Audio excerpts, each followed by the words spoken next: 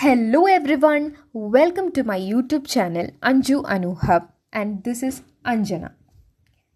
എനിക്കറിയാം നിങ്ങളിൽ മിക്ക ആൾക്കാരും 10th ഒക്കെ കഴിഞ്ഞ് ഒരു +1 അലോട്ട്മെൻ്റ് ഒക്കെ കിട്ടി +1 അഡ്മിഷൻ ചെയ്യാൻ റെഡിയായി അല്ലെങ്കിൽ അഡ്മിഷൻ എടുത്തിരിക്കുന്ന ആൾക്കാരാണ്, റൈറ്റ്? കുറേ പേര് കൊമേഴ്സ് എന്നുള്ള സ്ട്രീമിൽ സ്റ്റാർസ് ആവാൻ വേണ്ടി കൊമേഴ്സ് സ്ട്രീമിലോട്ട് സ്റ്റെപ്പ് ഇൻ ചെയ്ത ആൾക്കാരാണ്. And let me tell you something which is very interesting, which happened to me actually. When I was joining for my +1, I was really curious about the commerce stream which I have opted. Because വേറെ സ്ട്രീമുകളിലുള്ള സ്റ്റുഡൻസിനെ വെച്ച് നോക്കുമ്പോൾ the commerce students are always something special. എന്താണെന്ന് പറയട്ടെ, of course we are going to learn something or study something which is completely new for us. വേറെ സ്ട്രീമിലുള്ള ആൾക്കാരെ വെച്ച് നോക്കുകയാണെങ്കിൽ, for example science stream അല്ലെങ്കിൽ ഹ്യൂമാനിറ്റീസ് സ്ട്രീം, ഇവരൊക്കെ അവരുടെ ബേസിക്സ്, അതായത് +1 +2 ബേസിക്സ് ടിൽ 10th വരെയുള്ള എഡ്യൂക്കേഷനിൽ ഗ്രാബ് ചെയ്ത് കഴിഞ്ഞു. And they are leading to some applicability or theories which are connected with this particular subjects of there.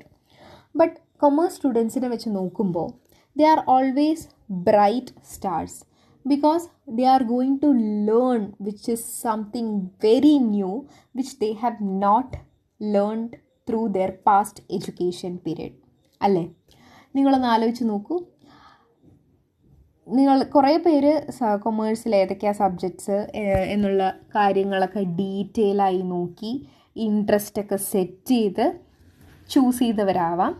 കുറേ പേര് റാൻഡമായിട്ട് കൊമേഴ്സ് എന്നുള്ള ഈ ഒരു ഫീൽഡിലോട്ട് സ്റ്റെപ്പ് ഇൻ ചെയ്തവരും ആവാം.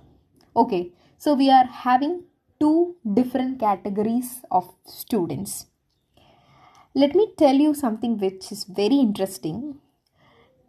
ഇത് ഒരു പുതിയതായിട്ടൊരു കാര്യം തുടങ്ങുന്നതായതുകൊണ്ട് for everyone the mentality and mindset will be almost equal. നമുക്ക് പിന്നെ പറയാനായിട്ടുള്ള ഒരൊറ്റ അഡീഷണൽ കാര്യം എന്ന് പറയുന്നത് എക്കണോമിക്സ് ആണ്. എക്കണോമിക്സ് നമ്മൾ സോഷ്യൽ സയൻസിൻ്റെ ഒരു ഭാഗമായി 10th കുറച്ച് പോർഷൻസ് പഠിച്ചിട്ടുണ്ടാവും, അല്ലേ? എസ്പെഷ്യലി പക്ഷേ നമ്മൾ അവിടെ പഠിച്ച കാര്യങ്ങൾ എന്ന് പറയുമ്പോൾ എക്കണോമിക്സിൽ എന്തൊക്കെയായിരുന്നു ഒന്ന് ഓർത്തെടുക്കുകയാണെങ്കിൽ അൺഎംപ്ലോയ്മെൻറ്റ്, പോവർട്ടി ലൈൻ, അങ്ങനത്തെ കുറച്ച് കാര്യങ്ങൾ. But we have never gone very deep into the creamy layer of the subject, right? ആ ഒരു ഓപ്പർച്യൂണിറ്റിയാണ് നമുക്ക് നമ്മുടെ ഹയർ സെക്കൻഡറി എഡ്യൂക്കേഷനിൽ അവൈലബിൾ ആയിട്ടുള്ളത്. We are diving deep into the very creamy part of each and every subjects. So നമുക്ക് കൊമേഴ്സിൽ മെയിനായിട്ട് ഞാൻ ജസ്റ്റ് ഒരു ഐഡിയ തരാം എന്തൊക്കെ സബ്ജക്ട്സാണ് നമുക്ക് കവർ ചെയ്യേണ്ടത് എന്നുള്ളത്. Will be having accountancy, business studies, economics, English, of course we will be having one second language also, and besides this we will be having a combo subject. എന്താണ് ഈ combo subject? Combo subject എന്ന് പറയുന്നത് ഓരോ സ്കൂളിൽ offer ചെയ്യുന്ന combinations അനുസരിച്ച്, അതായത് ഓരോ സ്കൂളിനനുസരിച്ച് മാറിക്കൊണ്ടിരിക്കുന്ന കോമ്പിനേഷനായിട്ട് വരുന്നൊരു സബ്ജക്റ്റാണ്. ചില സ്കൂൾസിൽ will be having commerce with maths. In some schools നമുക്ക് കൊമേഴ്സ് വിത്ത് സ്റ്റാറ്റിസ്റ്റിക്സ് ആവാം. ചില സ്കൂളുകളിൽ കൊമേഴ്സ് വിത്ത് കമ്പ്യൂട്ടർ അപ്ലിക്കേഷൻ, അങ്ങനെ കുറച്ച് അധികം വെറൈറ്റി ഓഫ് കോമ്പിനേഷൻസ് കൊമേഴ്സ് സ്ട്രീമിൽ അവൈലബിൾ ആണ്. അപ്പോൾ ഇതിൽ കോമ്പിനേഷൻസൊക്കെ സെലക്ട് ചെയ്ത് നിങ്ങൾ ഏത് കോംബോ ആണ് എടുത്തിരിക്കുന്നത് അതിൽ നിങ്ങൾക്ക് വളരെയധികം ഇൻട്രസ്റ്റ് ഉണ്ടാക്കുക എന്നുള്ളതാണ് നമ്മൾ ചെയ്യേണ്ടത്. ബിക്കോസ് ഈ ഒരു സബ്ജക്ട്സിനെ വെച്ച് നോക്കുമ്പോൾ അക്കൗണ്ടൻസി ആണെങ്കിലും ബിസിനസ് ആണെങ്കിലും it is something which is very new. Combo നമ്മൾ ഏതെടുക്കുന്നത്, മാത്സ് ആണെങ്കിൽ ഓഫ് കോഴ്സ് 10th വരെയുള്ള ബേസ് നമുക്ക് കിട്ടും. കമ്പ്യൂട്ടർ അപ്ലിക്കേഷൻ, സ്റ്റാറ്റിസ്റ്റിക്സ് എന്നൊക്കെ പറയുമ്പോൾ it is again something which is new. സ്റ്റാറ്റിസ്റ്റിക്സിൽ തന്നെ സെൻട്രൽ ടെൻഡൻസി, അതൊക്കെ നമ്മൾ മീൻ മീഡിയൻ മോഡ്, അങ്ങനത്തെ കുറച്ച് കാര്യങ്ങൾ നമ്മൾ 10th ഡീൽ ചെയ്ത ആ ഒരു ബേസ് വെച്ച് എടുക്കാം.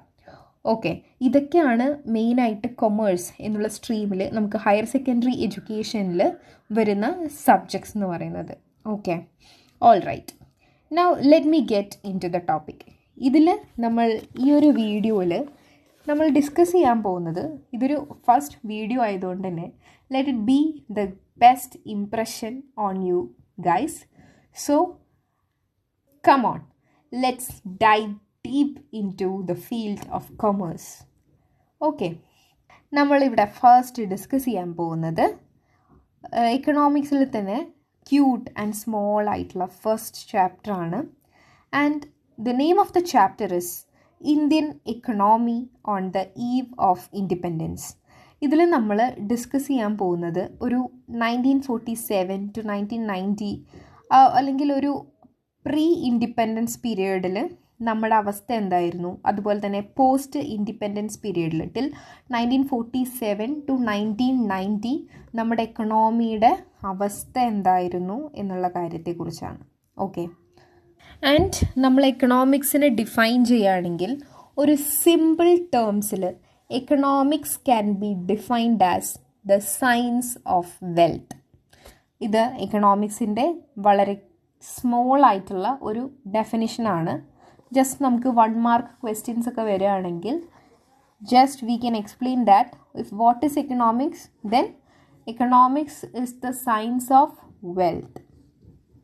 ഓക്കെ, അപ്പോൾ നമുക്ക് ഇവിടെ ആദ്യം വരുന്ന ഇൻട്രൊഡക്ഷൻ എന്താണെന്നൊന്ന് റീഡ് ഔട്ട് ചെയ്യാം. India today is one of the fastest growing economies of the world.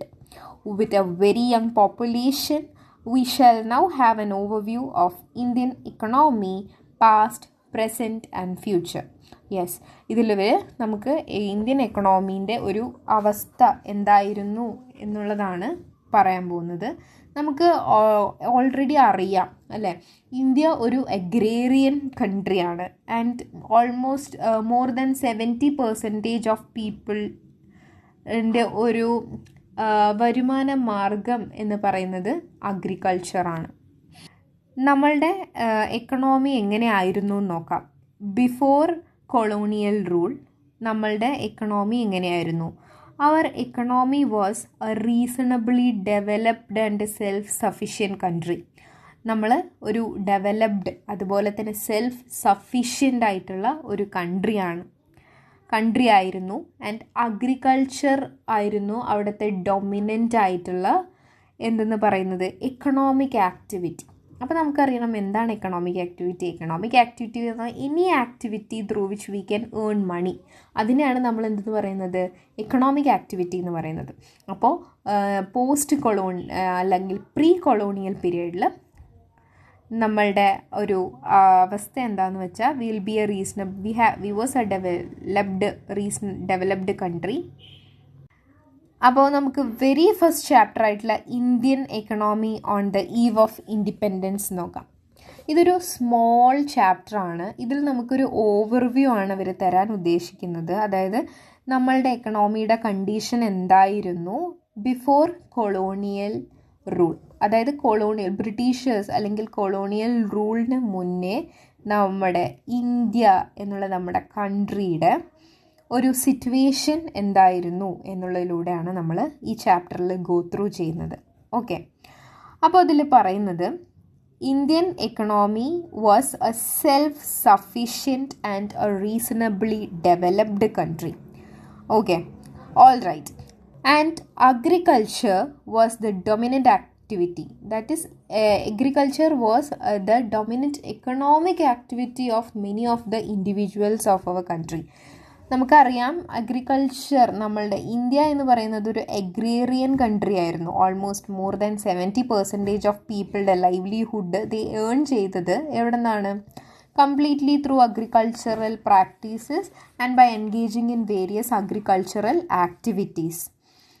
So, and we were very much famous for our handicrafts, particularly on cotton, silk, metals, marbles and precious stones. And the products which gained a worldwide attention was Dhaka muslin, calico and Kashmir shawl. ഇതൊക്കെയായിരുന്നു world വൈഡായിട്ട് popular ആയിട്ടുള്ള നമ്മളുടെ Indian products എന്ന് പറയുന്നത്. ആ ഒരു സമയത്ത് നമ്മളൊരു self sufficient ആയിട്ടുള്ളൊരു കൺട്രിയുടെ പൊസിഷനിൽ ഇരിക്കുമ്പോഴാണ് ഈ ബ്രിട്ടീഷേഴ്സ് നമ്മളുടെ ഇന്ത്യയിലോട്ട് വരുന്നത്. സോ ഇന്ത്യൻ എക്കണോമിയിൽ ബ്രിട്ടീഷേഴ്സിനുള്ള മെയിനായിട്ടുള്ള 2 ഒബ്ജക്റ്റീവ്സ് എന്ന് പറയുന്നത്, അവർ വന്നത് തന്നെ ഒരു 2-fold ഒബ്ജക്റ്റീവ് വെച്ചിട്ടായിരുന്നു. And of course we all know that their objective was not which is good for India. Of course it is to destroy and deteriorate the people of India. അപ്പോൾ നമുക്ക് ആ 2-fold objectives എന്താണെന്ന് നോക്കിയാലോ.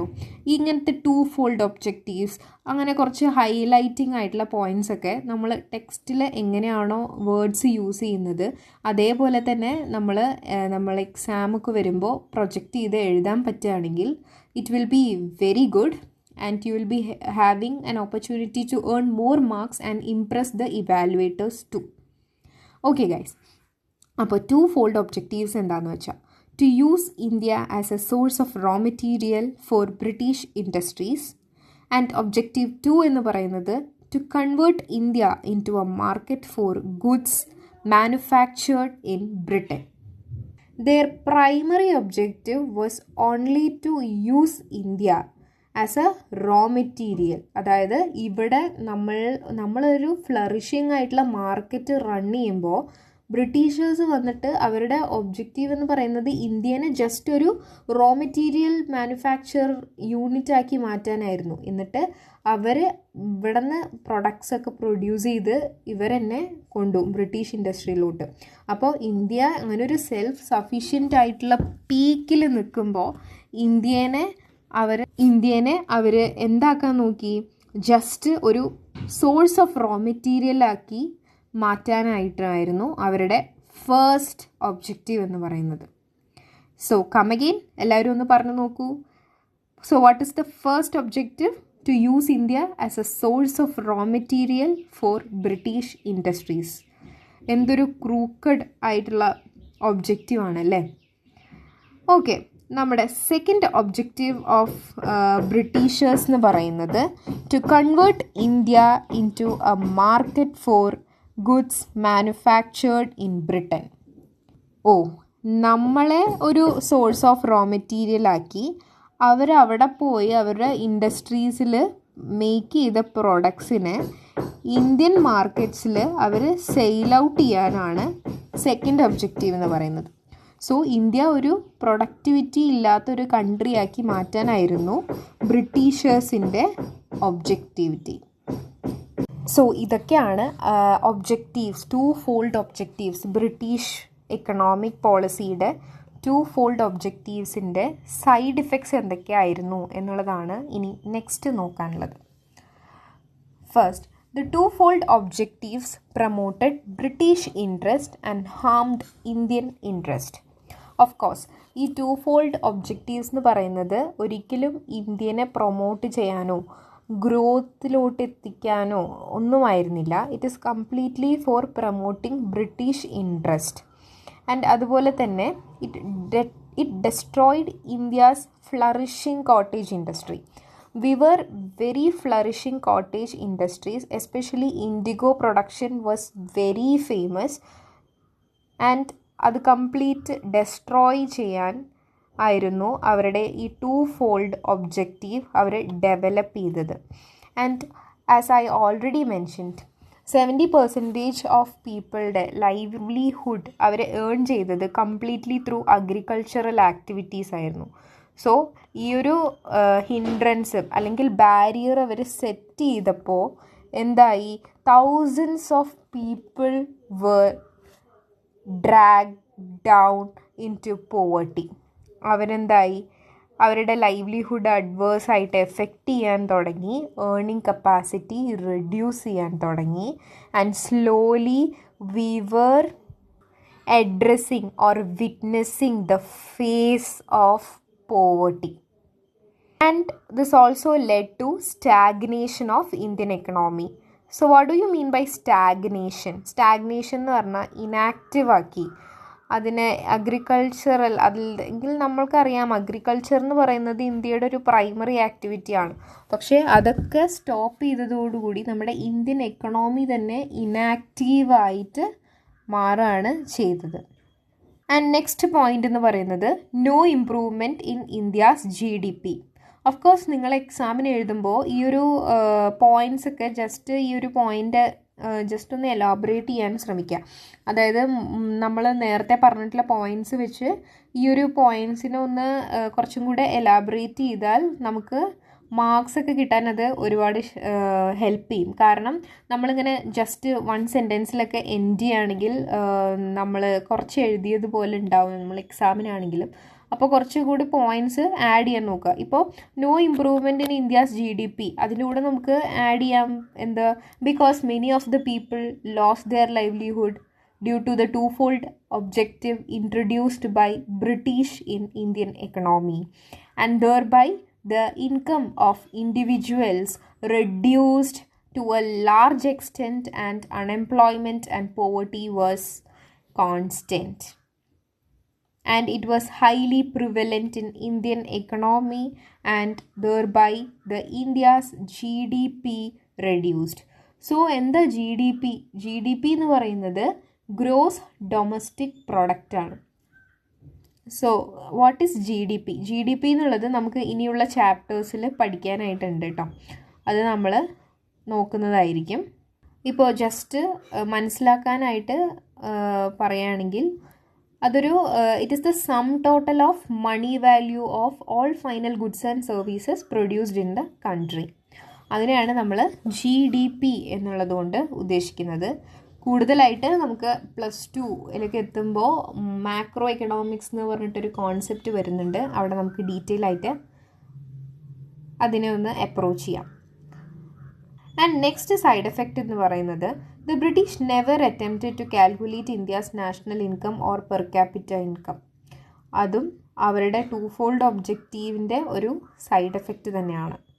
Even though the Britishers were not taking any initiative for calculating the national income and per capita income of Indian individuals, many famous politicians അതുപോലെ തന്നെ famous economist ഒക്കെ കുറേ പേര് മുൻകൈ എടുത്ത് ഇന്ത്യൻ എക്കണോമിയുടെ നാഷണൽ ഇൻകം അതുപോലെ തന്നെ പെർ ക്യാപിറ്റ ഇൻകം ഒക്കെ കാൽക്കുലേറ്റ് ചെയ്യാൻ ശ്രമിച്ചു. അതിൽ Dadabhai Naoroji, William Digby, Findlay Shirras, VKRV Rao and RC Desai they have taken estimations about national income.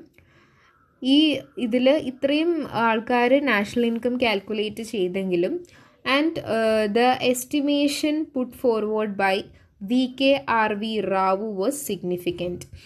VKRV Rao ഒരു എക്കണോമിസ്റ്റാണ്. അപ്പോൾ ആൾ ചെയ്ത ഒരു ഇനീഷ്യേറ്റീവ് നമ്മുടെ നാഷണൽ ഇൻകം എസ്റ്റിമേറ്റ് ചെയ്യാനുള്ള ഒരു method was considered more significant and more prominent. പിന്നെ അതിൻ്റെ അണ്ടറിൽ നമുക്ക് ആവറേജ് ആനുവൽ റേറ്റ്സ് എത്രയായിരുന്നു എന്നുള്ള കാര്യങ്ങളൊക്കെ സ്പെസിഫൈ ചെയ്തിട്ടുണ്ട്. It's not that important from exam point of view. Next, we are going to look into various sectors. Among them, we are having agriculture sector and industry sector. Agricultural sector is the primary sector of Indian economy. നമുക്കറിയാം ഇന്ത്യയുടെ 70% of ആൾക്കാരുടെ livelihood എന്ന് പറയുന്നത് completely agricultural ആക്ടിവിറ്റീസിൽ engage ചെയ്തുകൊണ്ട് തന്നെ ചെയ്തിട്ടാണ് അവർ earn ചെയ്തത്. So അതുകൊണ്ട് അഗ്രികൾച്ചറൽ സെക്ടർ എന്ന് പറയുന്നത് it was most prominent. During British rule നമ്മുടെ ഇന്ത്യയുടെ അഗ്രികൾച്ചറൽ ഇൻകം എന്ന് പറയുന്നത് ഇറ്റ് വാസ് വെരി ഹൈ. അതായത് അഗ്രികൾച്ചറൽ ആക്ടിവിറ്റീസും പ്രൊഡക്ടിവിറ്റിയും എല്ലാം കൂടി. ബിക്കോസ് കൂടുതൽ ലാൻഡിൽ അവർ അഗ്രികൾച്ചറൽ ആക്ടിവിറ്റി എക്സ്പാൻഡ് ചെയ്തിരുന്നു. പക്ഷേ അതിൻ്റെ പ്രൊഡക്ടിവിറ്റി അല്ലെങ്കിൽ അതിൻ്റെ ഒരു ഫ്രൂട്ട് അതിൻ്റെ ഒരു ഏർണിങ്സ് കംപ്ലീറ്റ്ലി എൻജോയ് ചെയ്തത് ബ്രിട്ടീഷ് പീപ്പിളായിരുന്നു. കാരണം അത് ഇവർ ഇന്ത്യൻ ഫാമേഴ്സിനെ കൊണ്ട് അല്ലെങ്കിൽ ഇന്ത്യൻ അഗ്രികൾച്ചറലിസ്റ്റിനെ കൊണ്ട് പ്രൊഡ്യൂസ് ചെയ്യിപ്പിച്ച് and they are transforming this, or they are taking it completely to British. എന്നിട്ട് അവിടെ പോയിട്ട് അവരത് പ്രൊഡക്ട്സിനെ സെയിൽ ഓഫ് ചെയ്യാണ്. പിന്നെ സെക്കൻഡ് ക്വാളിറ്റി പ്രൊഡക്ട്സ് മാത്രമേ ഇന്ത്യയിൽ അവൈലബിൾ ആയിട്ടുള്ളൂ. സോ ഇവിടുത്തെ ഫാർമേഴ്സ്, അതായത് ഇന്ത്യൻ ഫാർമേഴ്സ് എന്ന് പറയുന്നത് അവരുടെ there was no growth for them. അവരുടെ ഇൻകത്തിനോ അവരുടെ സ്റ്റാൻഡേർഡ് ഓഫ് ലിവിങ്ങിനോ ഒരു ഗ്രോത്തും ഉണ്ടായിരുന്നില്ല. Because the income provided for them was very low and agriculture was completely stagnated. Now, let us look into various reasons for stagnation of agriculture. Stagnation of agriculture simply means inactiveness of agricultural activities in India. എന്തായിരുന്നു ഈ ഒരു സ്റ്റാഗ്നേഷൻ്റെ reasons നമുക്ക് നോക്കാം. കുറേ പേരുടെ first reason എന്ന് പറയുന്നത്, കുറേ പേരുടെ ലാൻഡൊക്കെ ഈ ബ്രിട്ടീഷേഴ്സ് എന്ത് ചെയ്തു, അക്വയർ ചെയ്തു. പെസൻട്രീസ് എല്ലാം ഇൻഡെപ്റ്റഡായി മാറി. അങ്ങനെ തന്നെ അഗ്രികൾച്ചർ സ്റ്റാഗ്നേറ്റഡായി. കുറേ പേരൊക്കെ ന്യൂട്രീഷ്യസ് ആയിട്ടുള്ള ഫുഡും കാര്യങ്ങളും ഒന്നും ഇല്ലാതെ കുറേ പേര് മാൽന്യൂട്രീഷ്യസ് ആയി. അതുപോലെ തന്നെ ഒരുപാട് ഡെത്ത് സംഭവിച്ചു ഡ്യൂ ടു എപ്പിഡമിക്സ്, ഫെമൈൻസ് ഒക്കെ കാരണം കുറേ പേര് ഡൈ ചെയ്തു. ആൻഡ് ബ്രിട്ടീഷേഴ്സിൻ്റെ പ്രൈമറി എയിം എന്ന് പറയുന്നത് ലാൻഡ് റവന്യൂ ഇന്ത്യൻ ഇൻഡിവിജ്വൽസിൻ്റെ നിന്ന് കളക്ട് ചെയ്യുക എന്നുള്ളതായിരുന്നു. അതുകൊണ്ട് തന്നെ അവർ സെയിൽ ഓഫ് ലാൻഡിന് ഒട്ടും പ്രൊമോട്ട് ചെയ്തിട്ടുണ്ടായിരുന്നില്ല. They only use to provide land on a rented basis and they use to charge a very huge amount as a rent from the small farmers and peasants of our country.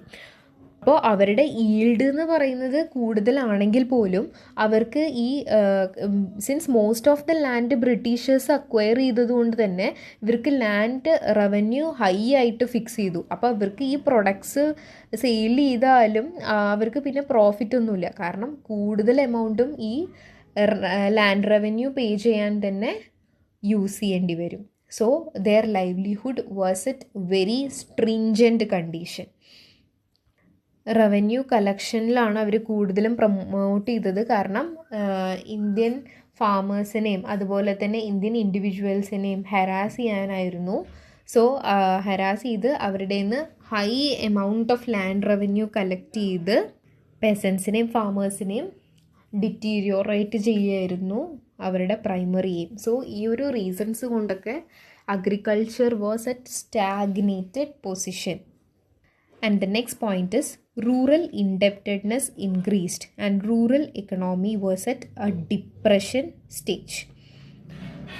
And the next point is direct appropriation of the agricultural surplus was the sole goal of British rule. So the peasantry was impoverished and the rural economy was stagnated, which means അവരുടെ complete aim എന്ന് പറയുന്നത് ഈ agricultural സർപ്ലസിനെ complete അവരുടെ ലാൻഡിലോട്ട് കൊണ്ടുപോവുക. Because അവരാണ് നമ്മളെ complete rule out ചെയ്യുന്നത്. അവരുടെ പോളിസീസും അവരുടെ പ്രാക്ടീസസും completely was designed and developed in such a manner that ഇന്ത്യത്തെ ഫാമേഴ്സിനെയും പുവറായിട്ടുള്ള ലൈവ്ലിഹുഡ്സിനെയൊക്കെ സഫർ ചെയ്യണം എന്നുള്ള മെൻറ്റാലിറ്റി വെച്ച് ഡെവലപ്പ് ചെയ്തതായതുകൊണ്ട് തന്നെ അഗ്രികൾച്ചറലിസ്റ്റും ഫാമേഴ്സ് അതുപോലെ തന്നെ സ്മോൾ പെസൻസ് അവരൊക്കെ ഒരുപാട് സ്ട്രഗിൾ ചെയ്തു. These all led to stagnation of agricultural activities in India, and it overall reduced the productivity and led the country to the face of poverty and unemployment. Important ആയിട്ടുള്ള reasons for stagnation of agriculture എന്ന് പറയുന്നത് land settlement system ഒരു exploitative system ആയിരുന്നു. Which means ഇത് Indian ഫാമേഴ്സിനെ, Indian പെസൻസിനെ ഒരു deteriorate ചെയ്യുന്ന, എക്സ്പ്ലോയിറ്റ് ചെയ്യുന്ന രീതിയിലുള്ള പോളിസീസാണ് അവർ അഗ്രികൾച്ചറിലും അതുപോലെ തന്നെ ലാൻഡ് സെറ്റിൽമെൻറ്റ് സിസ്റ്റമൊക്കെ ആയിട്ട് ഡെവലപ്പ് ചെയ്ത് കൊണ്ടുവന്നത്. പിന്നെ ടെക്നോളജീൻ്റെ യൂസ് വാസ് വെരി ലോ. പിന്നെ അതുപോലെ the use of fertilizers was completely negligible. Lack of irrigation was another basic reason for the same. And commercialization of agriculture, അതായത് ഇവിടെ പ്രൊഡ്യൂസ് ചെയ്തത് ആക്ച്വലി ഇന്ത്യൻ പെസൻസും ഫാമേഴ്സും ഇന്ത്യൻ ഫാമേഴ്സ് ഇവിടെ പ്രൊഡക്ഷൻ ചെയ്തുകൊണ്ടിരുന്നത് they will be using that products and surplus if any will be provided to the market for sale. പക്ഷെ ഇപ്പോൾ completely commercialisation of agriculture ആയി. അതുകൊണ്ട് തന്നെ ഫെമൈനും മാൽന്യൂട്രീഷൻസും ഒക്കെ ഇതിൻ്റെ റിസൾട്ടൻ്റ് ആയിട്ടുള്ള ഫാക്ടേഴ്സായ ആൾക്കാരെയൊക്കെ എഫക്റ്റ് ചെയ്യാൻ തുടങ്ങി. കാരണം agriculture was completely made commercialised. And finally, partition of India in 1947 was also a major reason for stagnation.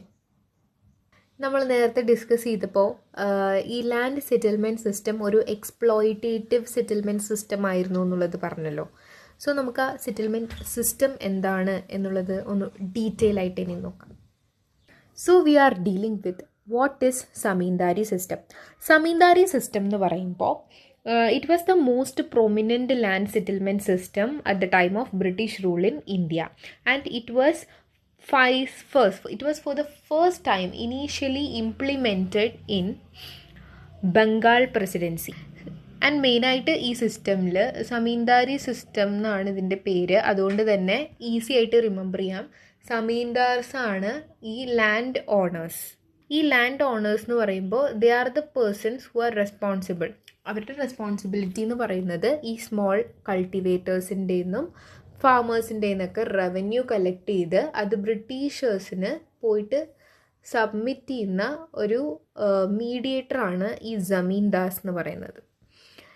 And after the time അല്ലെങ്കിൽ പാസേജ് ഓഫ് ടൈമിൽ ഈ zamindars was facing difficulty to submit those revenues in front of British government. അങ്ങനെ ആയപ്പോൾ സമീന്ദാസ് എന്ത് ചെയ്തു, ഒരു completely നെഗ്ലിജിബിളായി. എന്നിട്ട് അവർ കൾട്ടിവേറ്റേഴ്സിനെ, സ്മോൾ കൾട്ടിവേറ്റേഴ്സിനെ എക്സ്പ്ലോയിറ്റ് ചെയ്യാനായിട്ട് പ്രൊഡക്റ്റ് പ്രൊഡ്യൂസ് ചെയ്താലും അല്ലെങ്കിൽ ആ പ്രൊഡക്റ്റ് ഡാമേജ് ആണെങ്കിലും എന്ത് സംഭവിച്ചാലും these cultivators have to provide some revenue to zamindars and that too at high rates.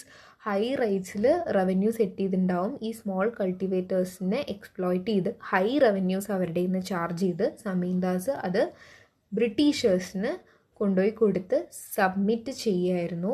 ഈ ഒരു സമീന്ദാരി സിസ്റ്റം എന്നുള്ളതുകൊണ്ട് ഉദ്ദേശിക്കുന്നത്. സമീന്ദാർസ് എന്ന് പറയുന്ന ആൾക്കാർ ഈ അഗ്രികൾച്ചറൽ ആക്ടിവിറ്റീസിൻ്റെ ഇംപ്രൂവ്മെൻറ്റ്സിന് വേണ്ടി ഒരു കൺസിഡറേഷനും കൊടുത്തിട്ടുണ്ടായിരുന്നില്ല. കംപ്ലീറ്റ്ലി അവരുടെ എയിം എന്ന് പറയുന്നത് റവന്യൂ കളക്ട് ചെയ്യുക, ലാൻഡ് റവന്യൂ കളക്ട് ചെയ്യുക എന്നുള്ളത് മാത്രമായിരുന്നു. സിൻസ് അവർ അഗ്രികൾച്ചറൽ ആക്ടിവിറ്റീസിൻ്റെ ഇമ്പ്രൂവ്മെൻറ്റിന് വേണ്ടി ഒന്നും കോൺട്രിബ്യൂട്ട് ചെയ്യാത്ത കാരണം ലാക്ക് ഓഫ് അഗ്രികൾച്ചറൽ പ്രൊഡക്ട്സ്, അതായത് അഗ്രികൾച്ചറിൻ്റെ പ്രൊഡക്ഷൻ വളരെയധികം ഡിറ്റീരിയോറേറ്റ് ചെയ്ത് അതൊരു ലോ ഗ്രേഡിലേക്ക് പോയി. അതുപോലെ തന്നെ lack of availability of sufficient fertilisers, pesticides, പിന്നെ അതുപോലെ തന്നെ കംപ്ലീറ്റ് കൊമേഴ്ഷ്യലൈസ് ചെയ്തു. അതായത് നല്ല പ്രൊഡക്റ്റീവായിട്ടുള്ള ലാൻഡൊക്കെ അവർ കൊമേഴ്ഷ്യൽ പ്രൊഡക്ട്സ് കൾട്ടിവേറ്റ് ചെയ്യാനായിട്ട് യൂസ് ചെയ്യാൻ അഡ്വൈസ് കൊടുത്തു ഫാമേഴ്സിന്. കാരണം പണ്ട് ഈ പ്രൊഡക്റ്റീവായിട്ടുള്ള ലാൻഡൊക്കെ ഫുഡ് ഗ്രെയിൻസ് ഒക്കെ പ്രൊഡ്യൂസ് ചെയ്യാനായിരുന്നു ഉപയോഗിച്ചിരുന്നെങ്കിൽ ഇപ്പോൾ ഈ പ്രൊഡക്റ്റീവായിട്ടുള്ള ഹൈലി ന്യൂട്രീഷ്യസ് ആയിട്ടുള്ള ലാൻഡൊക്കെ കൊമേഴ്ഷ്യൽ പ്രൊഡക്ട്സ് ആയിട്ടുള്ള ഇൻഡിഗോ അങ്ങനെയൊക്കെ പ്രൊഡ്യൂസ് ചെയ്യാനായിട്ട് കൊടുത്തു. അപ്പോൾ റൈസ് പ്രൊഡക്ഷൻ അൾട്ടിമേറ്റ്ലി ഡൗൺ ആയി. അതുപോലെ തന്നെ ഇന്ത്യ ഫെമൈൻ, പോവർട്ടി, അൺഎംപ്ലോയ്മെൻ്റ് ഒക്കെ വിറ്റ്നസ് ചെയ്യാൻ തുടങ്ങി. Because even the commercial products ഇവിടെ പ്രൊഡ്യൂസ് ചെയ്താലും അതിൻ്റെ ഇൻകം കംപ്ലീറ്റ് ബ്രിട്ടീഷേഴ്സാണ് കൊണ്ടുവന്നത്. സോ ഇവിടെ neither food nor income was available for poor Indian cultivators and agriculturalist. Okay guys, ഇനി നമ്മൾ different types of land settlement systems എന്തൊക്കെയാണെന്ന് നോക്കാം. Different types of land settlement systems എന്ന് പറയുമ്പോൾ നമുക്ക് 3 സിസ്റ്റംസ് ആണ് ജനറലി അവൈലബിൾ ആയി അല്ലെങ്കിൽ പ്രിവെയിൽ ആയിട്ടുള്ളത് ഇന്ത്യയിൽ. ഡ്യൂറിങ് 1793 to 1850 നമുക്ക് ഈ 3 സിസ്റ്റംസ് പ്രിവെയിൽ ആയിട്ടുണ്ടായിരുന്നത്. First is zamindari, second is ryotwari and third is mahalwari. അതിൽ സമീന്ദാരി സിസ്റ്റം നമ്മൾ ഡീറ്റെയിൽ ആയിട്ട് ഇത്ര നേരം ഡിസ്കസ് ചെയ്തിട്ടുണ്ടായിരുന്നു. Hope you all got an idea. പിന്നെ റയട്ട്വാരി സിസ്റ്റം എന്ന് പറയുമ്പോൾ റയട്ട്സ് എന്ന് പറഞ്ഞാൽ തന്നെ ഫാമേഴ്സ് എന്നാണ് മീൻ ചെയ്യുന്നത്. സോ റൈറ്റ് വാരി സിസ്റ്റം ഫസ്റ്റ് ഇൻട്രൊഡ്യൂസ് ചെയ്തത് മദ്രാസ് പ്രസിഡൻസിയിലായിരുന്നു ഡ്യൂറിങ് ദ ഇയർ 1820. ഇവിടെ ഈ ഒരു സിസ്റ്റത്തിൽ the government directly collected tax from the farmers without any intermediary, ഒരു ഇൻ്റർമീഡിയറിൻ്റെയും ഇൻ്റർഫറൻസ് ഇല്ലാതെ ഡയറക്റ്റായിട്ട് ഗവൺമെൻറ് ഫാമേഴ്സിൻ്റെ നിന്ന് ലാൻഡ് ടാക്സ് കളക്ട് ചെയ്ത സിസ്റ്റത്തിനെയാണ് നമ്മൾ റൈറ്റ് വാരി സിസ്റ്റം എന്നുള്ളതുകൊണ്ട് ഉദ്ദേശിക്കുന്നത്. ഇനി എന്താ മഹൽവാരി സിസ്റ്റം? മഹൽ എന്ന് പറഞ്ഞാൽ വില്ലേജ്. മഹൽവാരി സിസ്റ്റത്തിൽ ലാൻഡ് ടാക്സ് ഗവൺമെൻറ് ഒരു ഗ്രൂപ്പ് ഓഫ് ഫാമേഴ്സിൻ്റെ നിന്നാണ് കളക്ട് ചെയ്തത്. അതായത് ഒരു സെയിം വില്ലേജിൽ ബിലോങ് ചെയ്യുന്ന ഒരു ഗ്രൂപ്പ് ഓഫ് ഫാമേഴ്സിൻ്റെ നിന്ന് ഗ്രൂപ്പായിട്ട് തന്നെ അവരെന്ത് ചെയ്യും, ലാൻഡ് ടാക്സ് കളക്ട് ചെയ്യും. ഈ ഒരു സിസ്റ്റത്തിനെയാണ് മഹൽവാരി സിസ്റ്റം എന്ന് പറയുന്നത്. So with this we come to an end of this session. ഇനി അടുത്ത ഇൻഡസ്ട്രിയൽ സെക്ടർ, പിന്നെ അതിനോടനുബന്ധിച്ചിട്ടുള്ള ബാക്കി ടോപ്പിക്സ് ഒക്കെ നമ്മൾ ഇനിയുള്ള വീഡിയോസിൽ ഷെയർ ചെയ്യുന്നതായിരിക്കും. So please do like, share, subscribe and comment for any doubts.